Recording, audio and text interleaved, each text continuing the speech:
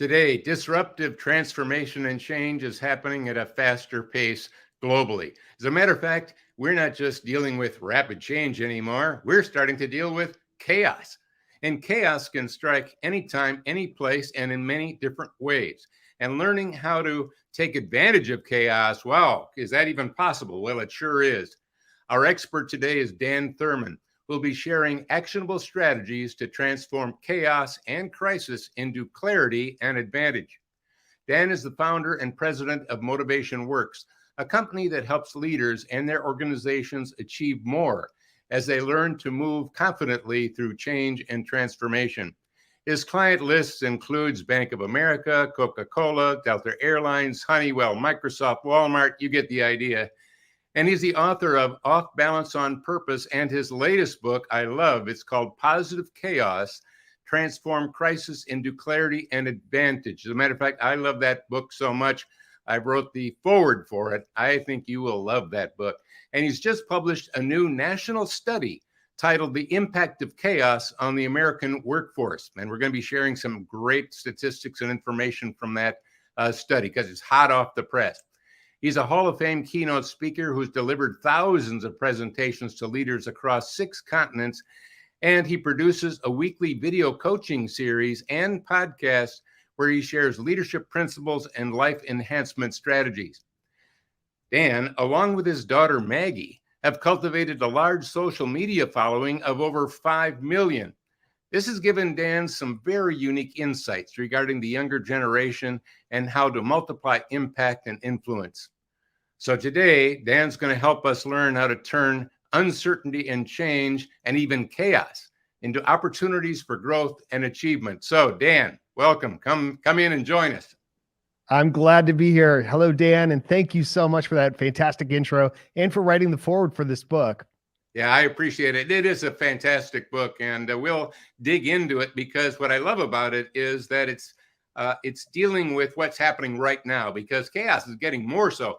But most people don't use the word chaos that much.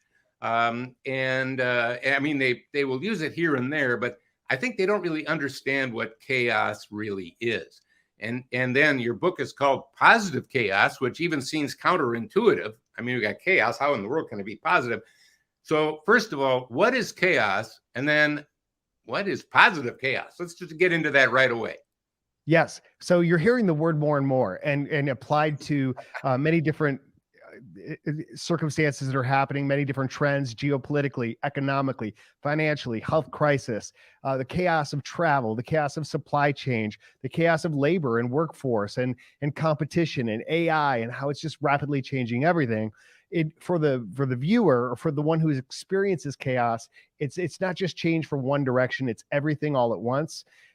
And usually what I began to notice is anytime that word is used, it's always in a negative sense, and it generally has an intent to disrupt you or dispirit you. And I said, well, wait a second, what is chaos really? And so I went into the origins of chaos theory, and really all chaos is the increased uncertainty and random elements that come when systems are more open, when change is happening, when there's different players involved. And it's an accelerator. It doesn't necessarily mean that everything's going to be bad. It means change is going to happen much more quickly. So the good news for that, the positive side of that, and of course, positive chaos is kind of a double meaning. We're testing positive for chaos right now, but it can be a good thing because you can use that same power and force to accelerate your intentions if you're very clear about what those are and if you understand that power. Yeah, let me make a comment about that. You know that I love to sail, got a really nice catamaran that I love to get out on. And one of the reasons I love sailing is because you can move forward against the winds of change, even when they become violent winds of change and unpredictable winds of change. You see, it's really about how you set the sail. And in other words, you need a strategy. You need to know how to set a sail. You need to how to use the winds of change, even if they're chaotic, to your advantage. And you need some tools. So in this, we want to provide some tools and some strategies to help them navigate these waters of chaos. Another thing I just wanted to point out, as you had said, is that it comes seemingly out of nowhere. It seems to just kind of all of a sudden, holy cow, this is chaos. And for example, I have seen, and I know you have too, companies that all of a sudden get acquired. And man, we're in chaos. We don't even know. Or we're going to downsize. Oh my God, am I one of the ones that's going to get downsized? So we will get into a chaos. By the way, that triggers financial chaos. And of course, all the other different types of chaos, they leave us without a direction, almost like there's no rudder in that boat. So with all of that, to talk a little bit more about what the study has found and how to manage some of that. Yes. To your point about financial chaos, that's the number one type of chaos that's ever present on people's mind because it affects everything. Your financial fuel, your abilities, your choices in life. But it's really not, people aren't thinking so much about their own impact, but there's a great degree of concern for loved ones, and a dispiriting element too, that really is so troubling to me, because what we're talking about are external circumstances, but the condition of chaos is something that's deeply personal and experienced inwardly. And it's causing some really heartbreaking results. 1 in 4 working Americans, 24%, are thinking about quitting at least once a day. 6%. Wait. Holy cow. Let that sink in, everybody. Yeah. 1 in 4 Americans are thinking about quitting their job every day. Now think about that as at least once. At least once. Sometimes it's more than once. Whoa. I mean, and what's the biggest problem everybody is facing? Retaining talent, acquiring talent. And keeping the talent you have engaged in what they're doing. And so, and while this study is about the working Americans, in other words, those who are working full-time, part-time, actively looking, self-employed in the US, that's our sample. Working with my international clients, you and I talked about your international clients. This is not an American problem. This is a worldwide phenomenon, and technology is a big driver of it, but it's also just the openness of all of our systems. But it's heartbreaking. Also, another statistic, 6% of working Americans consider suicide at least once a day, right? And so 6%, wow. That means for every 100 employees, 6 of them are thinking about suicide daily, and you don't know who those people are necessarily. And so there's this higher degree of care and concern. So the first step is to say, look, people are hurting, and you need to elevate your empathy. You need to elevate your care and concern, help people, and also those that are in their lives, because that's where they're really first and foremost thinking about how this is hitting them and those they love and care about. So we need to be more oriented toward helping and hurting. And we also need to understand that the hurt is basically across the board. Although it's affecting some generations worse, younger generations are impacted at a higher degree. And also women across the board are facing these emotional consequences at a higher degree than men in your life. So all that is into that study, because you're referring to the study on a number of these. So let me just let everybody know. First of all, this is a great study. Let me put up how you can get this study right there. Okay. Now look at this site. I recommend you get this study. I've read through it 3 times. I keep getting new insights from it each time. This is a free giveaway, and it's a really powerful study of cross section. And remember, if you're not living in the United States, you're going to get insights from it as well. So one of the things I love about the study, Dan, is that you share the statistics, but then you share from a personal standpoint of what to do about it. And then you share as a leader what to do about it. And you do that with each segment. And I think that was a brilliant idea that you did. So again, you're making a mistake if you don't get into this, because there's a lot of, all right, so here's what you do about it now. So I just wanted to plug that study. All right. Thank you. A little bit more on the study. They were some of the statistics that surprised you. What surprised you the most? Well, because of financial chaos is the leading indicator and where people are hit the hardest. The statistic that surprised me the most was that 70% of all participants said they would rather make 10% less and work for a leader who handled chaos well than make 10% more and work for a leader who perpetuated chaos, who instigated more chaos in their working environment. So that's a 20% swing in the category that affects them the most deeply, because they're just looking for help. They're looking for answers. All right. So that was a really important because we got leaders that are watching this. Of course. So if I'm a leader and you just told me I need to handle chaos really well, what are How do some you do it? things that you can handle? How do you do that? How do you handle it well? And by the way, in your book, Positive Chaos, which again, I'm totally recommending, let's get that up there too, by the way. Make sure that people know what we're talking about. It's just hot off the press. Excellent book. And again, I love the fact that you have given so many, here's what to do now to transform crisis into opportunity. So what does a leader do to manage chaos and to be an effective leader during chaos? Because you're going to have a lot more of it. Yeah, well, it's interesting because all of the skills and categories of what makes an effective leader in chaos don't have anything to do with being right. They're about being real, being authentic, being vulnerable. First and foremost is communication. You've got to double your communication strategy.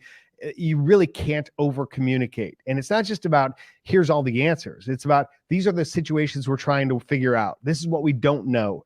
We're creating an environment where we can work on these things together. We can draw insights and perspectives, especially during times of change. We need to accelerate that learning in our organization. So that's number one, is you've got to communicate a lot better. It's always about leading through example. Just like you and all of the great organizations I've had the opportunity to work with, the ones with the greatest, strongest culture, there's always someone at the top who embodies that culture. And so if you're not walking the talk and living the principles, then you're missing the mark, and everybody's going to know on some level our proposed values are really just an empty shell. And to that point, also, there is a vulnerability that has to come from it, right? And so, there's a desire in certainty, and we saw this during COVID, for people to project the answers. Here's how this is going to play out. Here's how it's going to turn out.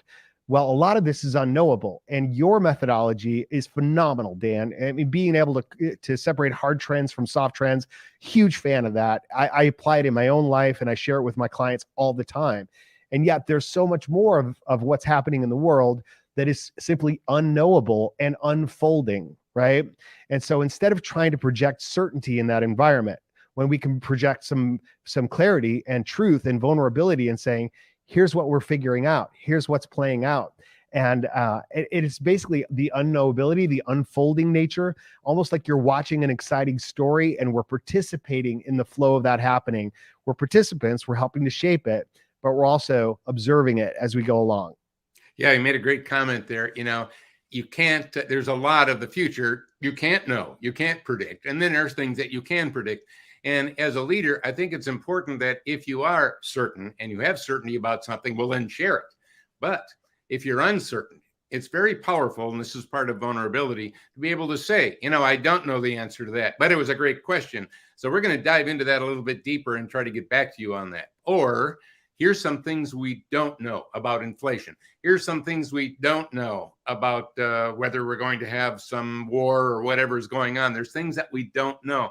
So we want to be able to manage whatever's happening in an agile way, be able to react as quickly as you can. As you know, I'd like to talk about agility is one side of that strategy coin, and you better get better at it. And being able to anticipate is the other side. We need both. One other thing you mentioned is communication is so important, and it really is.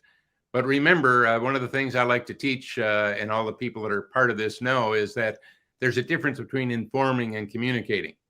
And informing is one way, it's static, doesn't cause action. I sent you the email, I sent you the document. Of course, I don't know if you read it, I don't know if you agree with it.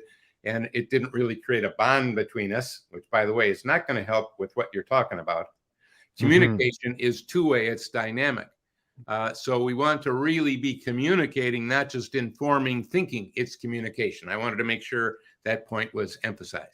Correct. That is absolutely true. Active listening and creating and listening sessions, an environment where people understand that they know they've been heard. And a lot of times that's all they want, is they want to know really what's going on. Give me the clarity about what's truly happening, and then listen to me. And then I'll trust you more. I'll trust that you'll have the handle in terms of how this is playing out. The last thing I'll mention about that in terms of actionable strategies is really to create an environment where continuous learning is the expectation and the culture. And one of the strategies I try to teach, and this is in my book as well, is these 3 questions that every organization should have the expectation that we should all be able to ask each other, what are you working on and excited about? Like, what are you learning right now? Because that's a hard trend there to create more certainty in your life. Is if you're improving yourself, if you're taking the change and chaos coming at you and turning that into an intentional change coming from you and saying, out of all of this, I'm improving in these ways. We should all have 3, 4, 5, 10 of those ways that we're like, man, I've never had the opportunity to learn more in my life. And so this is what I'm learning now. And so you should be able to walk up to anyone in your organization and say, hey, what are you working on right now? What are you excited about learning? Second thing, the second question is, what is that requiring you to learn? So what are you working on and excited about? What is that intention requiring you to learn? And then the third question is, who are you becoming in that process? How are you changing? How are you growing? How do you see yourself on the other side of it? A huge part of this transformation is moving from the sense of anxiety, which is a fear of the future, to aspiration, which is this idea that, hey, the future is going to be great. There's something about it I can see vividly in my mind at this moment, and I'm looking forward to that. And so positive expectations for your own growth and ability and your journey and that upward trajectory of who you are and what's happening, as well as the qualities and conditions in the world that are getting better.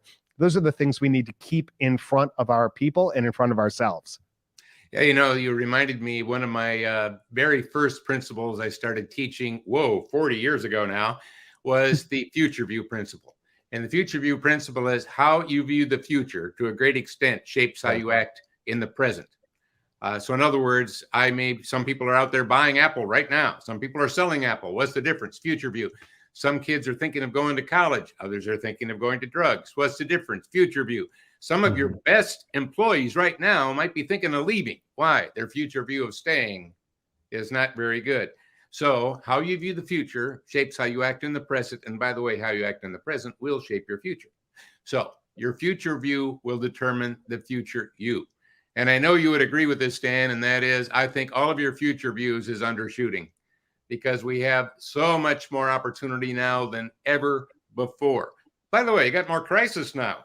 Got more chaos now than ever before, but we also have more opportunity. So if you see less opportunity, if you see that AI is going to just take my job and I'm going to be unemployed for the rest of my life, you're not going to make the right decisions today.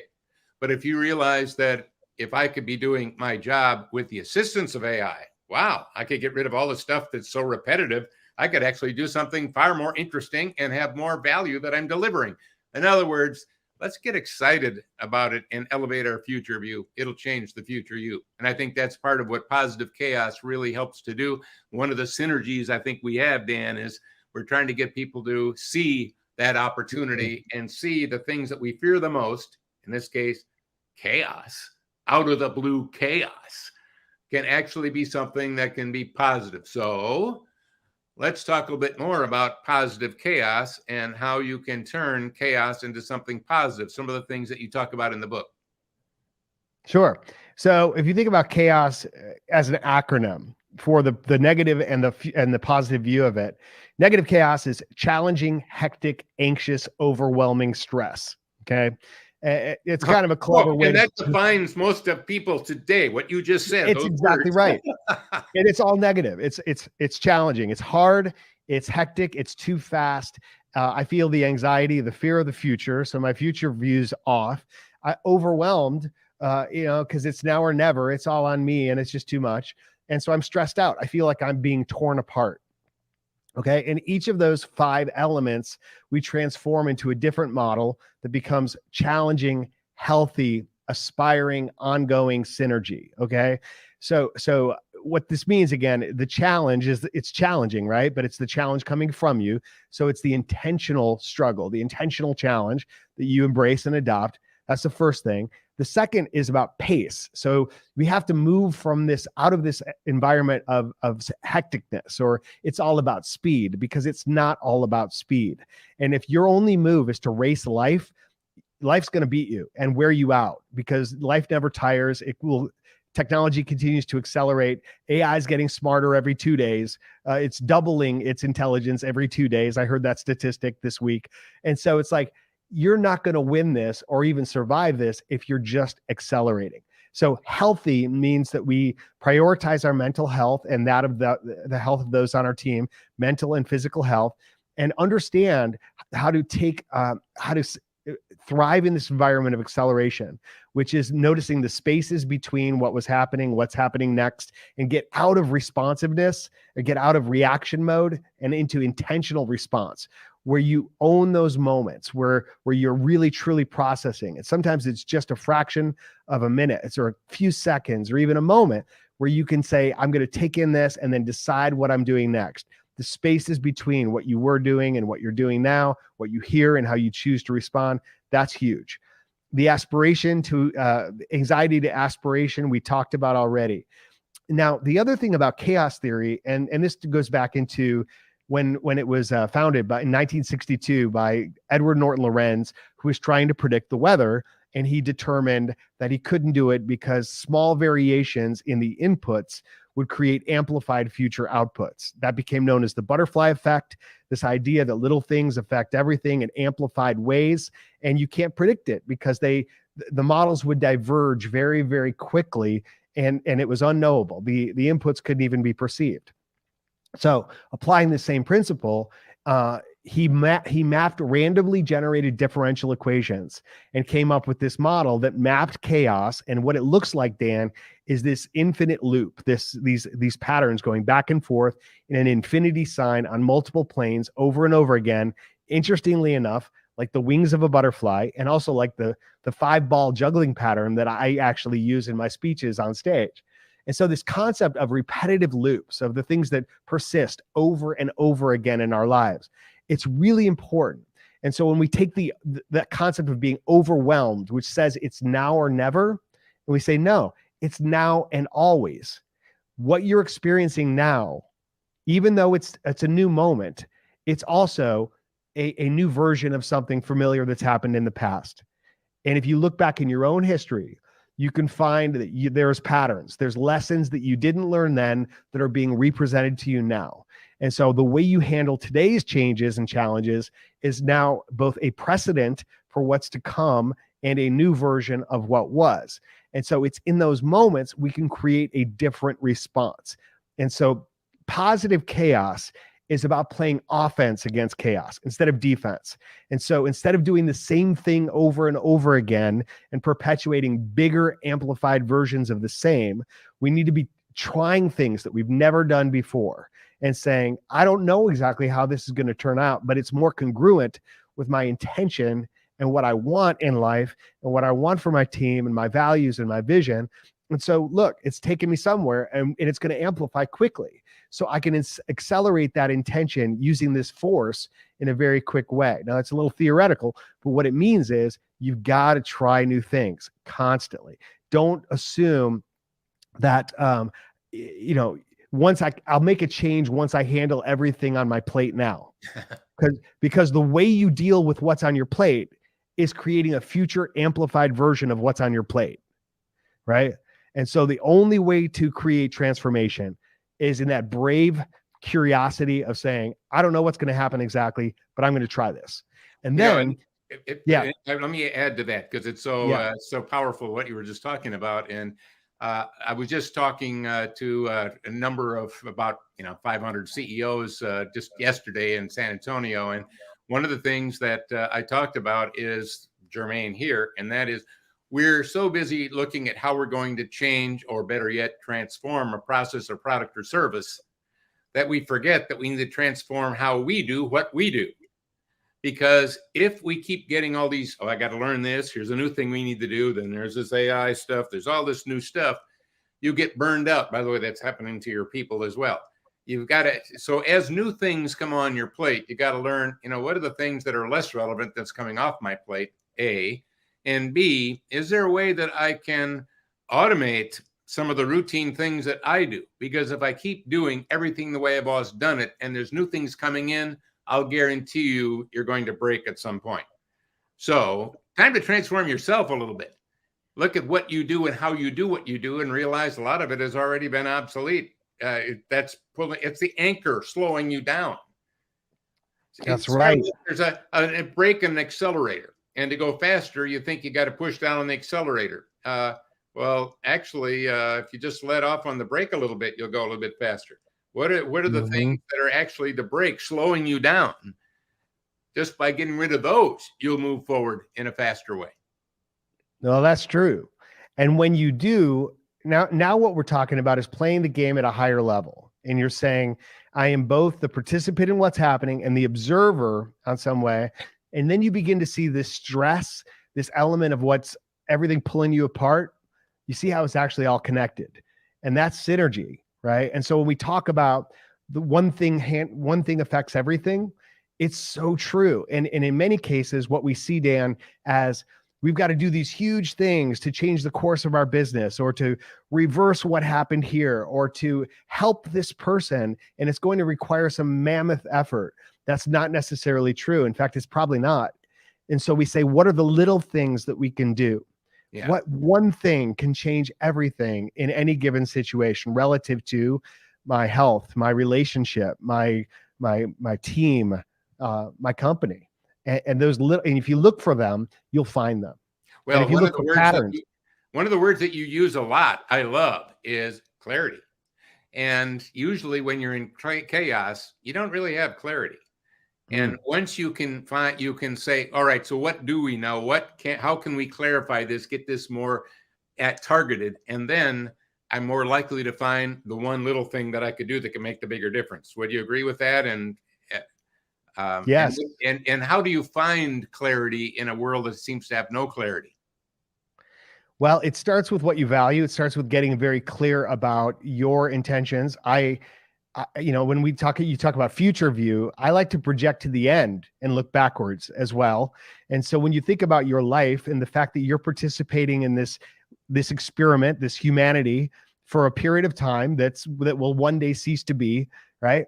How do you want to be known? What are you all about? Right. And so when we get clear on our own personal values, we can let that inform everything that we do in life and hold us to a higher standard instead of thinking about goals all the time, which can be important. But in a chaotic environment, a goal that's set at one point in time will cause you to lock in to some conditions that will constantly be changing. And that goal may prove to be unrealistic and sometimes irrelevant. And you'll realize, that doesn't even matter anymore. So instead of focusing on goals, I think about three things: momentum, trajectory, and alignment. Okay. So momentum is that movement. Do you have forward impetus? Do you have motion? Because without energy, without motion, nothing can happen. You can't make adjustments and changes. And when you feel your momentum blocked in certain situations, you got to find a way around that and say, how do we release that? When you encounter certain situations that will stall your momentum, you're really attuned to that. When you find yourself waiting for other people's contributions, for other teams before you can respond, you're like, no, wait a second. We got to find something to do. Find a way around that. Keep your momentum. And then it's not necessarily about how fast you're going, but forward progress. Trajectory. Are we going upward? Are we going on that? Is everything getting better? Or are the important things getting better over time in certain ways? And if not, like, how do we address that? And then the third thing is alignment. So over time, I'm operating more in alignment with my principles, with my values, with my intentions, realizing we're all imperfect. We're all going to make these huge mistakes. But over time, time becomes your ally when you have momentum, when you're focused on trajectory, and you're in ever greater alignment with your values, principles, and mission. Well, that means it's really important to know exactly what those things are: your values, your mission, and your purpose. One of the things that businesses do is they have a vision statement, a mission statement, and of course that should be based on their values. But what they tend to be missing is their impact statement. What's the impact that you want to have? Because vision and mission really don't have a result to them. Impact does. So what is the impact as a leader? What's your impact statement?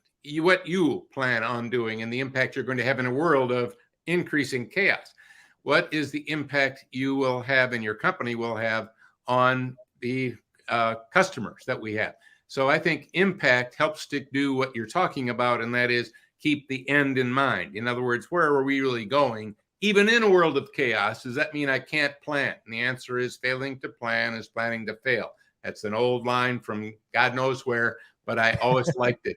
But you know, the thing is, having a plan is more important than the plan.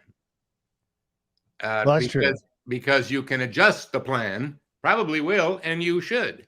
But when I talk to a young person like your daughter Maggie or your son or any young, which I have done, or any of the others that I love to talk to, I'll ask them if they've got where do they see themselves, what are they doing, and a lot of times some of them might say, well, I don't know. I mean, how do I know? I'm just young yet. I'm still trying to figure it out. But there are also those that have something. They've got something in mind. Now, by the way, is that going to be the end result of what they'll end up doing? Probably not. But they can make adjustments. So building change into the plan is just as important as having a plan. And to, again, speak to your point, one of the things I've always liked is to plan backwards. I think that's what you're talking about. And that is, what is my ideal going out, and then planning back. And I can get more vague as I get towards the present. Why? Because I've got my direction. If I'm getting more vague, yet now in that vagueness, find clarity because I know direction, whoa, I can take care of the chaos and the things that are taking place. Thoughts that come to mind on things like that? Well, your impact statement. Okay. So basically your future view is always going to be lower than what it could possibly be. And I guarantee you your impact statement is the same way. You have we will never know the full impact of our life. Nor will it be known by people around you. The little things that you do that will be observed, people will come up to you years later and say, hey, the way you said that caused me to think this. And you won't even remember saying it, right? Or the way I saw you handle that situation changed the way I think about it in the future. And so it's important to remember that you're always being observed on stage. And so just living your life by your principles and being that model is very, very important. Second thing you could do intentionally is to activate the people around you by naming their strengths. Everyone's operating from this place of fear, right? And precarious confidence. The peace of mind, the number one thing that we ask people, what do you think that would improve about your life if you could handle chaos better? Number one, peace of mind. Everybody's really in this place of constant anxiety and distress, Dan. It's horrible. And so when you can name someone's strength and say, you know what, you're really great at communicating. I love the way you handled that. I saw the way you did this. You have a really strong ability here. It's like you're flipping a switch. You're activating someone's superpower, and that will be a building block that they can then own it themselves to a far greater degree. So as a leader, think about going around your team and naming people's strengths. Don't ever assume they understand what those are. And don't ever assume that people really understand the obvious. Sometimes you need to speak it up and say, here's why this didn't work, okay? This is what's not true about this situation. We need to own our influence at a much higher degree. And understand chaos is about creating more stability in certain ways where we can understand and we can withstand the disruptions and the instability because we have a stronger sense of personal and organizational stability. What does that mean? Sometimes it means belonging. It means being understood. It means a sense of financial well-being, right? So we create these systems that will be stable regardless of how things change in the future. And then we also understand that complexity is inevitable, but not all complexity is created equal. And some things are just necessarily complex. They are complicated, right? And so to oversimplify something that's naturally complicated is to fail to understand it completely, and you will struggle. So we have to say, what is the necessary complexity in order to make this work? There's also additional complexity you may choose to invite because you do it to a much higher degree. You want to apply your own standards or your own attention to detail. Dan, you are a perfect example of this in your own business, knowing you as a friend and in our mastermind group. Your work ethic is astounding. And the reason you've been so incredibly relevant to so many people for so long is because you push yourself to do more than what's required. You add complexity that you choose, and it elevates your ability. But then there's this third element of complexity, which is malevolent complexity. Malevolent complexity is the stuff that's coming at you that is deliberately trying to derail your efforts in a competitive sense, in a threatening sense, in a fear-based sense. And some of it is innocuous, and some of it can be quite devastating. So not all complexity is created equal. Just because things are hard doesn't mean it's out to get you, but some of it may be. And you can't address that the same way. You need to know how to create boundaries, barriers, separations, and how to sidestep the malevolent elements in your life. Yeah. Do you have give us an example of that? Because I think people experience that a lot, and I'd love for them to know, all right, here's an example and here's what can be done. Okay, sure. So even within customer service systems, there's this whole branch called dark CX. I don't know if you heard about this, which is how do we make things deliberately more complicated so that our customers don't want to do them? Like making complaints, like requesting for refunds. Like, why is it so hard to navigate a call menu and to go through this customer service line? Because it's necessary. It's malevolent complexity that's trying to prevent you from doing the thing you want to do. And most people give up after a few tries, right? And so you just deal with it and you keep paying the subscription fee, and it works for their business. Governments undermine each other all the time. Sports teams and competitive organizations will do things to deliberately throw off the competition. Now, it's not necessarily, I'm not saying it's underhanded or illegal or out of ethics, but if it's okay, if your team is trying to win and you can confuse your opponents in the process, you're going to do that. And so if you're trying to be confused, if there's something trying to confuse you, you've got to be able to notice that and then elevate above it and see it for what it is. Well, I think that's the great line, is to get above it, elevate above all of the noise, elevate above all of the confusion. As a matter of fact, elevate above the chaos to be able to turn chaos into something positive. And I think that would be really a great goal that everybody should have. So let's give all of our viewers and listeners some key things that they should do based on what we've talked about. Like if I could give them a checklist, here's are some things that we think you should do to be able to have and experience positive chaos and turn all of this craziness into clarity and advantage. Just let's run through a few now to kind of bring it together. Okay.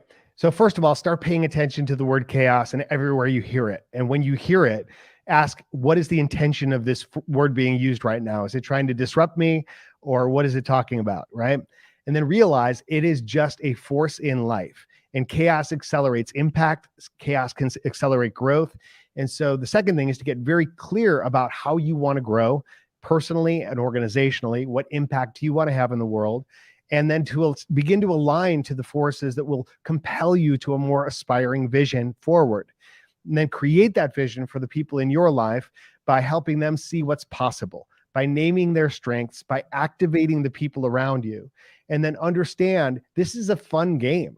Like, you get to try things and see how they work and see how they play out, and plant these seeds of positive chaos everywhere you go. Whether it's interacting with strangers in public environments, in stores, or in traffic, and handling things in different ways that create ripples in your world, understanding that that's going to amplify.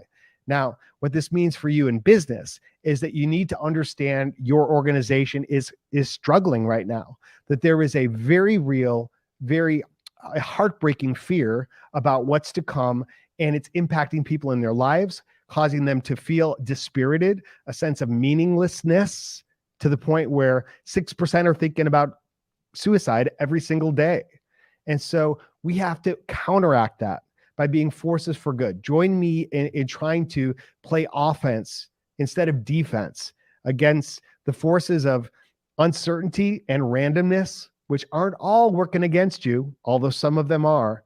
And then you get to be the one to interject random acts of positive chaos in the world that will create ripple effects that you probably won't even know about. Yeah, I love the idea of, one of the things I've talked about for years is opposites work better. So, take a look at the thing that's so negative and look at how can we turn it positive. take a look at the thing that we don't like, and what do we like about it. And all of a sudden, you start opening up new visions. You start opening up new things. You can see things that were invisible to you before. And I know that I remember during the last big recession back in that 2008, 2009 bracket, when we had all these foreclosed homes and real estate wasn't being sold. It was, again, foreclosure. I was talking to the top real estate agents, and they were all bummed out. Most of them had already left and found another career somewhere. And Yep. I said, well, are the home prices going to keep going down, down, down, down to zero and stay there? Well, no. Will they go back up again? Well, yeah. So what could we do right now before they start going back up again that can give us the advantage that the others will not find, because they are leaving, because they can only see it going down? In other words, we're only seeing part of what's taking place. We need to step back from chaos and from all of the stuff that's happening and take a look with a positive chaos spin on it.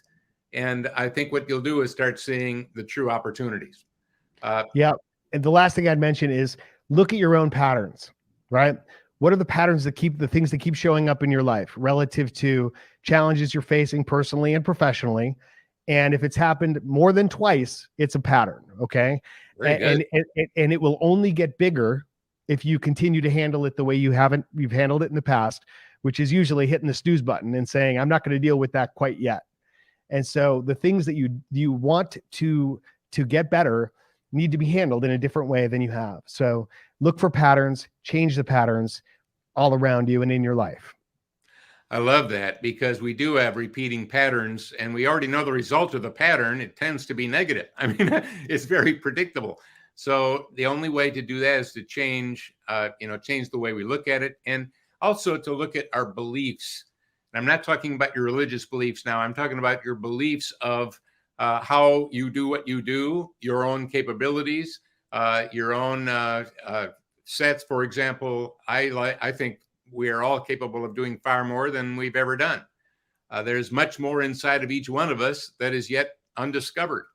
And I would hate to see us all leave this planet having not really fully discovered all that's inside of us. I would love for us to actually start looking at, maybe there's more to me than I thought. By the way, to do that, you have to examine a little bit, and you also have to learn some new things. People that don't like change are not going to like the future. People that don't like chaos are not going to like the future, because you're going to get more of it. What we have to do is, through positive chaos, and again, let's put Dan's book back up there because we're close to winding this up. Let's make sure you get that. Look, positive chaos is a key to doing what it says: transform crisis into clarity and advantage. Well, this is exactly a how-to book on how to do that. By the way, notice Dan's website there. Going to Dan Thurmon's website, you'll find your podcasts are amazing. What you do with your daughter is amazing. You should, on TikTok, holy cow. Just to show about intention, you were out visiting me at our lake home in Wisconsin, and you took one of the wave runners out with another buddy, and you were by the police boat. Now, you didn't do something wrong. You just stirred up a conversation, and they knew right away, hey, you're Maggie's dad. I mean, and you were walking down the street in this little town in Wisconsin, and people knew you because of that show. And by the way, because of that show, they knew something about parenting they hadn't learned before, because you were teaching some very interesting things. Now, you may not have had that as one of your intentions and goals. Exactly. But yet it happened. And a good example of how we don't really know the full ripple effect. I started out teaching. And when we're teaching, or when we're speaking or doing whatever, you really don't know all of the people that you'll be really impacted, and that will be impacted by what you do. But if you're doing the right thing, there will be people impacted. So the key is, are we doing the higher level thing? Dan, I really appreciate you being on this, and I love positive chaos, taking that negative and making it positive, and especially the study that you put up. Let's put that up one more time. I really urge you to get that. Download it right now. Don't wait, because if you wait, you won't do it. Do it right now and look at it. I love the fact that you added what an individual can do personally and what a leader can do based on every single key point. And it is loaded with key points. And thank you for putting this book together and for being on this program with us. Dan, you were fantastic. Thank you, Dan. You're a great friend and an awesome leader.